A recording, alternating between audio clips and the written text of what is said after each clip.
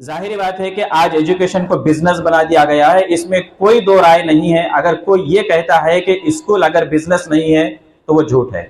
اگر اسکول اکثر ماں باپ کی شکایت یہ ہے، بچے 8 سے لے کے شاید انٹرمیڈیٹ تک کے ہیں، سر یہ بچہ ہم کو سنتا ہی نہیں، خود اپنی اولاد اپنے کو نہیں سنتی ہے تو یہ اولاد کس کو سنے گی؟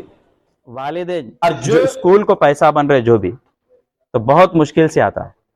اس بات کا احساس ہم کو بھی ہے کہ ایک باپ گھر میں صبح 6 بجے سے جب نکل جاتا، رات میں 8 9 10 بجے تک وہ گھر تک نہیں پہنچتا، صرف اس کی وجہ یہ ہوتی ہے کہ وہ اپنے گھر کے بچوں کی کفالت کر سکے اور اپنے بچوں کو اچھی تعلیم دے سکے۔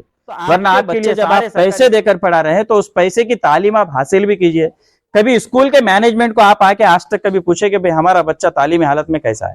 ہم کو افسوس یہ ہوتا ہے کہ آپ پیسہ بچوں پر خرچ کرتے، بچوں کے کھانوں پر دنیا کا خرچ کرتے، کپڑوں پر دنیا کا خرچ کرتے، شادی بیاہ میں خرچ کرتے، رسم و رواج میں خرچ کرتے، تعلیم کے جگہ غریب ہو جاتے، بچوں کو ضرورت کی چیزیں نہیں دلاتے۔ کہ اللہ تعالیٰ نے آپ کو جو مال دیا ہے یہ بھی آزمائش ہے، اور یہ بیش بہا قیمتی جو اولاد دی ہے آپ کو، یہ اولاد بھی آپ کے لیے آزمائش ہے۔ اب اس اسکول سے نکلنے والے بچے، یہاں سے فراغت حاصل کرنے والے بچے نہ صرف تعلیم میں رہے بلکہ ہنر مند بن کے نکلے۔